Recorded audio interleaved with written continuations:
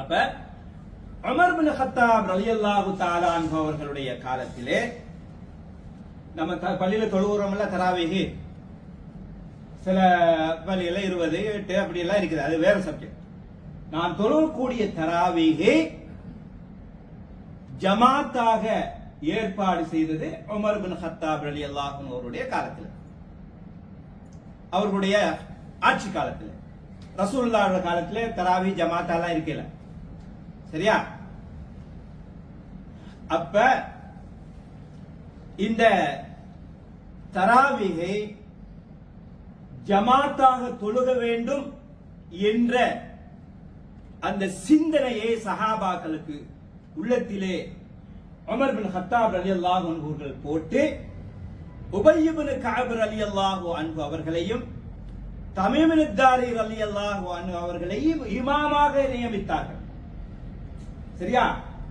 தலைமை இமாமாக உபய் இப்னு கஅப் ரலியல்லாஹு அன்ஹு அவர்களையும் தமீம் அத்-தாரி ரலியல்லாஹு அன்ஹு அவர்களை அசிஸ்டன்ட் போல, அவர்கள் இல்லாட்டி இவர்கள் தலைமை இமாம் உபய் இப்னு கஅப் ரலியல்லாஹு அன்ஹு.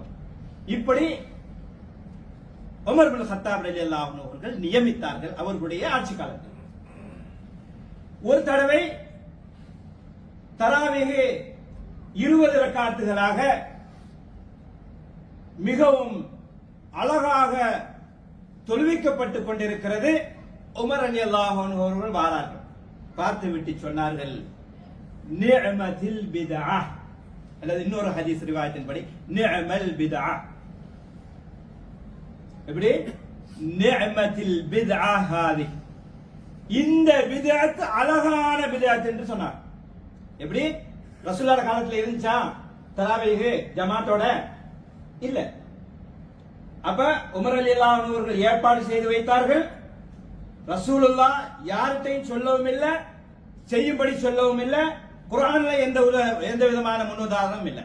அப்படி இருக்கும் பொழுது உமர் ரலியல்லாஹு அன்ஹு அவர்கள் அதனை உருவாக்கினார்கள். அதனை சஹாபா பெருமக்கள் அழகாக செய்து வந்தார்கள். அதனை பார்த்த உமர் ரலியல்லாஹு அன்ஹு அவர்கள் சந்தோஷத்திலே நிஅமத்துல் பித்ஆ ஹாதிஹி, இந்த பித்அத் அழகான பித்அத், நன்மையை பெற்றுத்தரக்கூடியதாக இருக்கக்கூடிய பித்அத் என்று சொன்னார்கள் உமர் பின்